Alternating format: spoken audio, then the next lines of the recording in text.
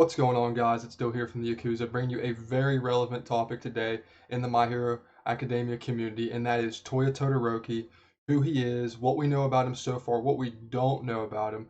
We knew for a few chapters now that he's Endeavor's son, Todoroki's brother. We knew this even before it was revealed. We kind of all speculated. The clues were there. Fire quirk, Toya had died apparently, just all this stuff. Endeavor had abused Toya. We heard all of this, so we kind of assumed that Dobby was Toya.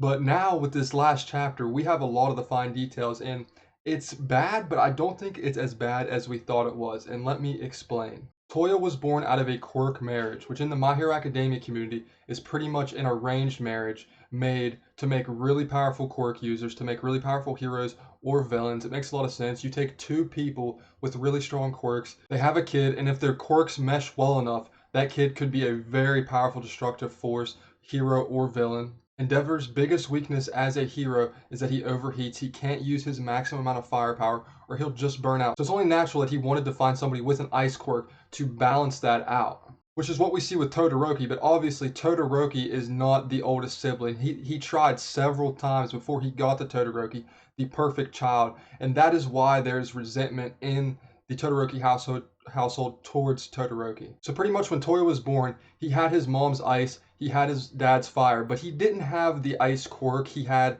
an ice body. He had something that they thought maybe would be able to keep him cool, but inevitably the doctor told him that it actually just weakens him. We see a young Toya trying to use his quirk, and he just keeps burning himself and burning himself. But his resolve is so strong because his dad basically brainwashed him. Endeavor pretty much brainwashed him that he needs to be the number one hero, that he needs to surpass All Might and to be a hero. And it's not really just Endeavor either, it's the entire society that worships heroes. When Endeavor tells him that he can't be a hero anymore and that he's burning himself, he even says that all the kids in his class want to be heroes. And that, of course, this is a reoccurring theme in My Hero Academia. It relates us back to Deku and his struggles growing up where he didn't have a quirk and everybody wanted to be heroes, especially him, and he just couldn't because he didn't have a quirk. It's kind of the same thing here, only Toya has a really strong quirk, his body just can't handle it. And to make it worse, his dad is the number 2 hero in the world. And this whole time he's just been putting this propaganda in Toya's head that he needs to be the number 1 hero. He needs to surpass All Might.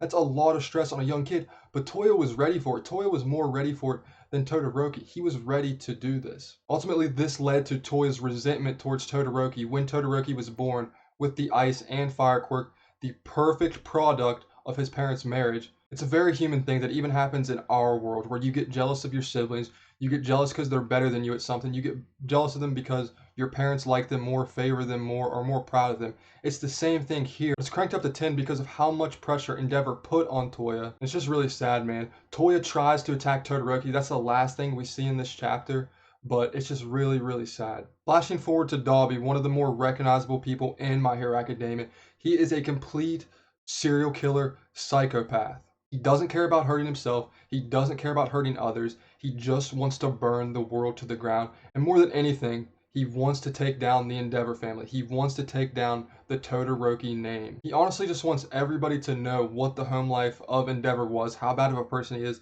because being a hero isn't all about saving people. It's a lot of PR stuff. It's a lot of just being a good person, being a role model. And Dobby wants everybody to know that that's not what Endeavor is. Endeavor was a bad dad. He's a very flawed person, and he wants to bring this to the forefront.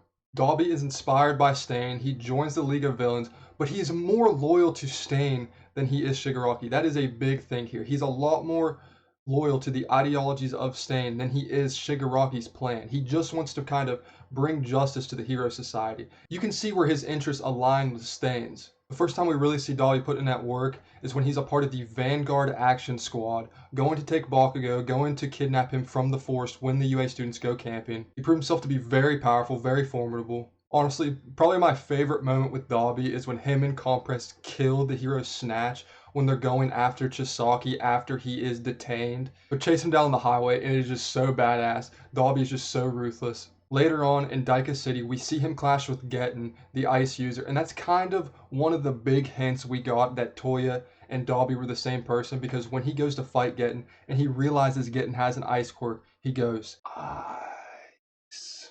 They pretty much went toe-to-toe the whole fight. It was a battle of attrition, and we know that Dalby in drawn-out fights, it's not his specialty because his fire actually hurts him. It actually burns his skin. So Gettin's got all this ice, all this water coming from under the city, and Dalby's just putting it out, putting it all out. But he is burning himself up. He is cremating himself. That is what his quirk's called, cremation, and it makes sense because look at the dude's body. He is not afraid to cremate his own body. It's insane. When the Meta Liberation Army is formed, he does become one of the 9 lieutenants. He interrupts twice versus Hawks, and he does get the better of Hawks and Tokiyami, who joins later on because he does have a quirk advantage against both of them. He burns up Hawks' feathers, and Tokiyami is not good against fire-based quirks because of the light, but it's still impressive nonetheless. The number 2 hero, and he is just charring him up. In the Dalby versus Hawks matchup, though, is where we get another piece, another clue to the Toya Todoroki puzzle, and that is when he announces Hawks' name, Kaigo Takama. The reason this is so important is because it was hinted at that Hawks and Endeavor had a connection. That was already hinted at, that Hawks felt like he owed something to Endeavor, and there was something there we knew. So when he knew Hawks' name and Hawks was connected to Endeavor, we immediately was like, wait a second, this is so obvious that it is Toya Todoroki. It's just so obvious. When Shigaraki finally awakens, in the mass confusion, Dalby finally confronts Endeavor. He finally confronts Todoroki. With a pre-recorded message that he sends out on a global broadcast,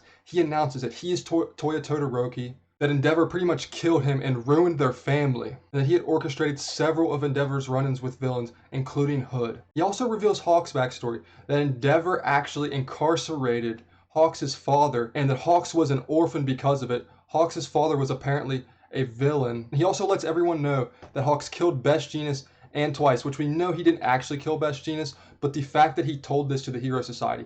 One big thing that kind of helped the Hero's case here is when Best Jeanist did come back, it kind of made Dalby's credibility seem shaky, but everything about Endeavor was pretty much confirmed to be true by Endeavor's reaction. Endeavor couldn't even talk. He couldn't even defend himself. He was just shooken. He was seeing the ghost of his son. He also reveals that he has no love for Todoroki at all. It's not just Endeavor that he feels this way about. He is still upset about what happened as a child, and him and Todoroki have it out right there. The question is, where does this leave us now? What actually happened to Dalby? How did he die? I have a hunch, and this is not confirmed at all. I just want you guys to tell me what you think about this. So this is what I think might have happened.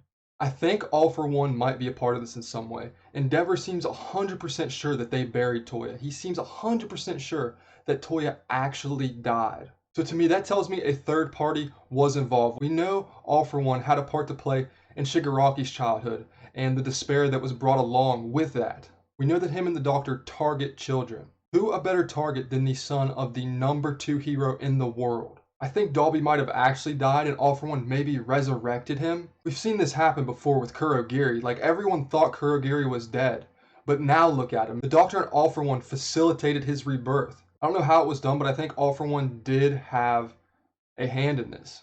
Also, I'm not sure if it was shown that Toya had blue flames when he was a kid, but let's say he had the same flames as Endeavor and Todoroki, and now he has blue flames, and that's why Endeavor and Todoroki don't recognize him, because if he had the same color flames, they would probably recognize him. Although he might have had blue flames when he was a kid, that's just something I'm throwing out there. Just how we saw Kurogiri's quirk turn into something completely different, but like kind of the same, similar but different, like with the clouds, but now like with the warping ability. I can see the same twisted thing happen to Toya's quirk if All For One and the Doctor had a role in it. He had regular fire, but now he has these demonic blue flames, and his quirk has turned into cremation. I don't know, guys. We still have a lot to figure out. Comment down below what you thought of this video. If there's anything I left out, what you think happened to Toya, specifically his death, everything with the Endeavor family. Let me know down below, guys. If you enjoyed this video, hit the like button and subscribe if you would like to join the Yakuza. Thanks, guys.